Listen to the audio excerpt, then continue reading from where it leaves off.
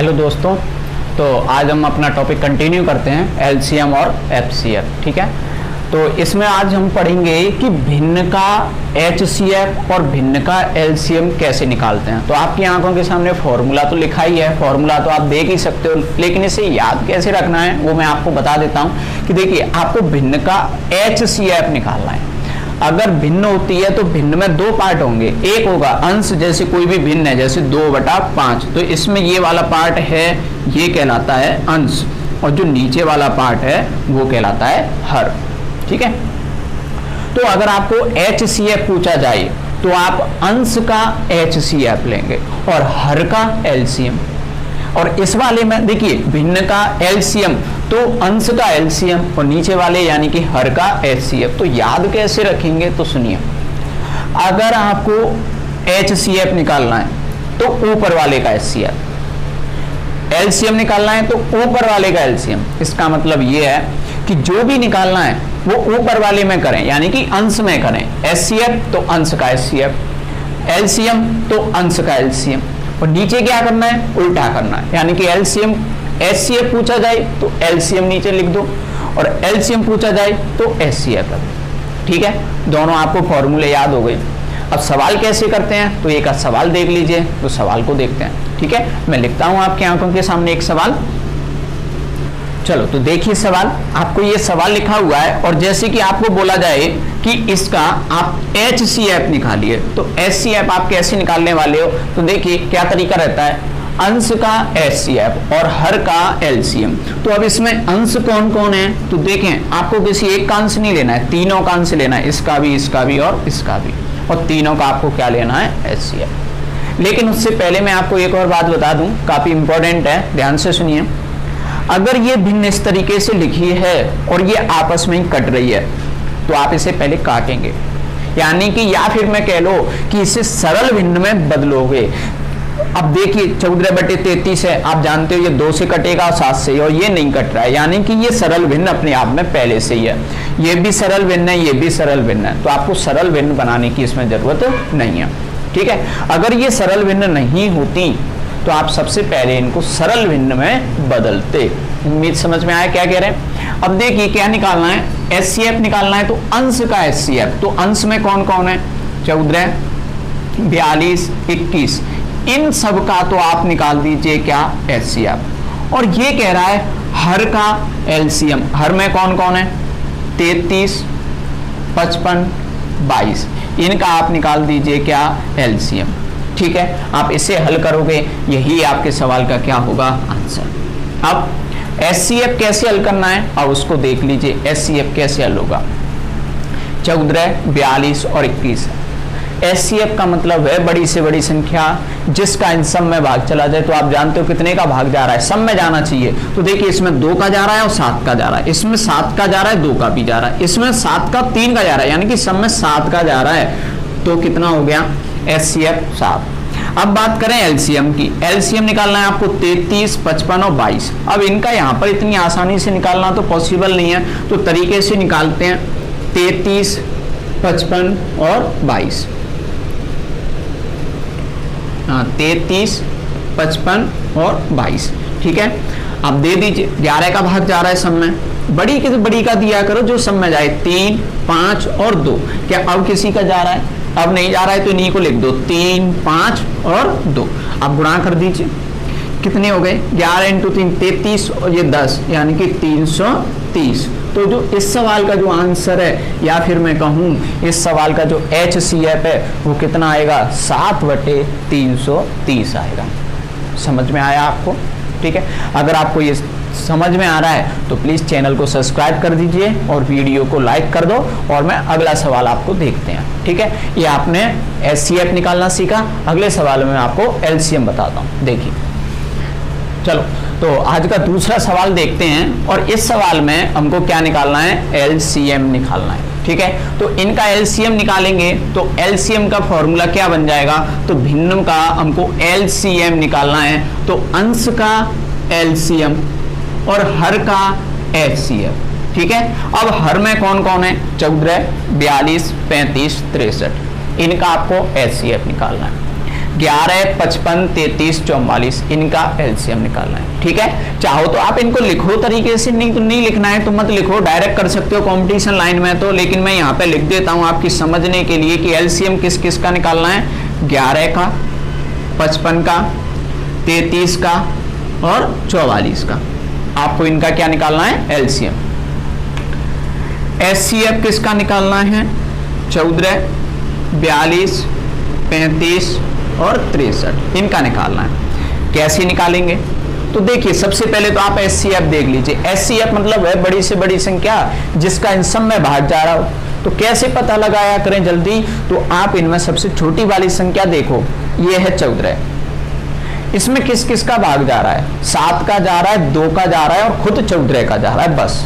ठीक है, तो इनके अलावा 7, 2 और 14 इनके अलावा एलसीएम कोई और नहीं होगा, एलसीएम नहीं सॉरी एचसीएफ कोई और नहीं होगा, 7, 2 और 14।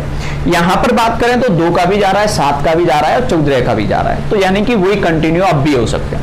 यहां पर बात करें तो 2 का नहीं जा रहा है, 7 का जा रहा है, 7 हो सकता है, 14 का नहीं जा रहा है, यानी कि इसने क्लियर कर दिया कि सिर्फ 7 हो सकता है अभी तक। अगले में चेक कर लो क्या 7 का जा रहा है, बिल्कुल जा रहा है, तो 7 हो गया इसका एचसीएफ। उम्मीद समझ में आ गया। अब बात करते हैं एलसीएम की। एलसीएम इनका डायरेक्ट तो नहीं निकाल सकते, तो मैं यहां निकाल के बता देता हूं, 11, 55, 33 और 44। तो देख लीजिए सबसे पहले कितने का भाग जा रहा है, 11 का, 1, 5, 3, 4। अब किसी का नहीं जा रहा है, इन्हीं को लिख दो, 5, 3 और कितना 4। ठीक है, गुणा कर लेते हैं, 11 इंटू 3 कितने हो गए, 33 और 5 इंटू 4 कितने हो गए, 20। तो 33 इंटू 20 यानी कि कितने हो गए, 660। तो इसका आंसर जो आएगा वो आ गया 660/7। ये आपको इस सवाल का क्या निकल गया, एलसीएम। उम्मीद है आपको समझ में आ गया कि भिन्न में एलसीएम और एचसीएफ पहले कैसे निकाले जाते हैं। लेकिन ध्यान रखना, मैं आपको वापस से रिपीट कर रहा हूं कि ये जो भिन्न दी हुई हैं ये सरल भिन्न के रूप में होनी चाहिए। ठीक है, अब कहेंगे सर सरल भिन्न क्या होती है, तो मैं आपको सरल भिन्न निकालना अब एक सवाल के लिए बता रहा हूं। ठीक है, सरल भिन्न को आप देखिए। ओके, देखिए अगला सवाल, 368/437 का सरलतम रूप है। मैं आपको बता दूं कि ये जितने भी सवाल मैं आपको इस चैप्टर में ले रहा हूं ये सभी RS अग्रवाल बुक के सवाल हैं। आप इनको ट्राई कर सकते हो, देख सकते हो। कुछ सवाल इसके एग्जाम्पल के हैं तो कुछ इसके एक्सरसाइज के भी हैं। 1-2 सवाल हैं जो मैंने मन से भी बनाए हुए हैं। ठीक है, अब देखिए इसमें ये सरलतम रूप पूछ रहा है। अब इसमें सरलतम रूप का मतलब ये है कि अगर ये भिन्न थोड़ी सी और सरल हो जाए, यानी कि छोटी हो जाए या कट जाए, तो वो क्या कहलाएगी, सरलतम रूप। आपको 4 ऑप्शन भी दिए गए हैं। अब तो 2 तरीके हैं इसको हल करने के, एक तो आप ऑप्शन से भी ट्राई कर सकते हो। तो देखिए ऑप्शन से कैसे ट्राई करना है, अगर ये कटेंगी तो दोनों किसी एक ही संख्या से कटनी चाहिए, सेम से। जैसे ये 2 से कट रहा है तो नीचे भी 2 से ही होना चाहिए, ऊपर 3 से तो नीचे भी 3 से, ऊपर बाई चांस 13 से तो नीचे भी 13 से, यानी कि किसी भी समान संख्या से कटना चाहिए। और कटने के बाद में जो संख्या बचेगी तो वो भी तो ऐसी संख्या बचती है जिसका इसमें भाग चला जाए, ऊपर वो बचेगी जिसमें इसका भाग चला जाए और नीचे बचेगी जिसका इसमें भाग चला जाए। ठीक है, तो ऐसी कोई संख्या आएगी तो आप क्या करें, पहले ऑप्शनों पे नजर डालें। तो ऑप्शन में देखिए ये 15 लिखा है, अगर आप इसको काटोगे कितने से भी काट लो लेकिन 15 नहीं आ सकता। 15 का मतलब पीछे 5 आ रहा है और पीछे 5 जब ही आएगा जब यहां पर भी 5 होता, तो उम्मीद थी आने की कि 5 आ सकता है। ठीक है, तो ये तो नहीं हो सकता ऑप्शन, तो ये भी ऑप्शन नहीं हो सकता क्योंकि इसमें भी 15 है। तो बचे कितने, 16/17 और ये 16/19। इसका मतलब है कि ये जितने से भी कटेगी संख्या उसमें ऊपर 16 आएगा, यानी कि आप 16 का इसमें सीधा सीधा भाग लगा दो तो आपको पता लग जाएगा कि ये संख्या कितनी बार कट रही है और उतनी बार ही नीचे की कटेगी। तो इसमें बचे कितने, 17 और 19। अब इन दोनों में से एक होगा। अब इतना नहीं करना चाह रहे तो दूसरा तरीका आप ये है कि आप या तो देखो 16 तो रहेगा ही रहेगा, या तो आप 17 का भाग लगा के देख लो या 19 का। तो या तो इसमें 17 का ही जाएगा या 19 का जाएगा, किसी एक का भाग इसमें जाएगा। अब किसी एक का भाग जाएगा तो आप बस ये पता लगाइए कि वो कौन सी वाली है जिसका भाग जाएगा। तो आप भाग दे के देख लो, जिसका जा रहा है वही आंसर है। लेकिन मैं आपको प्रॉपर तरीका बताता हूं, अब तरीका देख लीजिए, ठीक है। ये तो था ऑप्शन के थ्रू, अभी मैं इसमें भाग नहीं लगा रहा हूं, नहीं तो आंसर क्लियर हो जाएगा ना।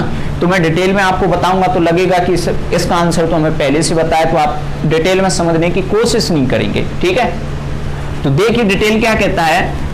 अब ये किसी भी संख्या से कटेंगी, तो बताइए ऐसी कौन सी चीज हमने पढ़ी है जो परिभाषा कहती है कि ये भी कट जाए उससे और ये भी कट जाए। अब ये कटेगी तो किसी छोटी संख्या से कटेगी। अब बताओ छोटी संख्या क्या होता है? छोटी संख्या एलसीएम या एचसीएफ। तो आप जानते हैं कि वो क्या होती है, एचसीएफ होता है, जिनका आंसर इन दोनों से तो छोटा आता है, लेकिन वह बड़ी से बड़ी संख्या होती है जिससे ये दोनों कट जाए। तो हमें तो बड़ी से काटनी है, जितनी से कट जाए।